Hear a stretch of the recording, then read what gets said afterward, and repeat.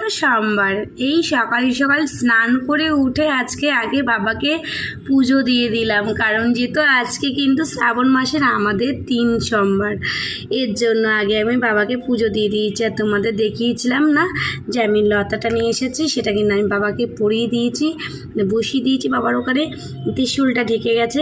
আর যে নন্দীকে নিয়ে এসেছিলাম, নন্দীকে কিন্তু আমি বাবার পাশে রেখে দিয়েছি। তো এই দেখো আমি নন্দীকে এইভাবে রেখে দিয়েছি। আমি কি ঠিকভাবে রেখেছি?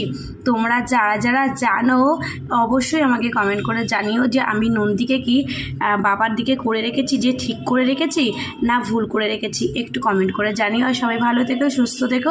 এদিকে কিন্তু আমি সবাইকেই পুজো দিয়ে দিয়েছি। এই পুজো দিয়ে জাস্ট উঠলাম, দেখতেই পাচ্ছ ধূপকাঠি জ্বলছে, এখনও প্রদীপ জ্বলছে। আমি জাস্ট পুজো দিয়ে উঠে পর আমি আগে ভাবলাম আমার বন্ধুদের সাথে একটু শেয়ার করি। সবাই বলো হর হর মহাদেব। সবাই সুস্থ থেকো, ভালো থেকো, তোমাদের দিনটা খুব খুব ভালো কাটুক। তো চলো টাটা।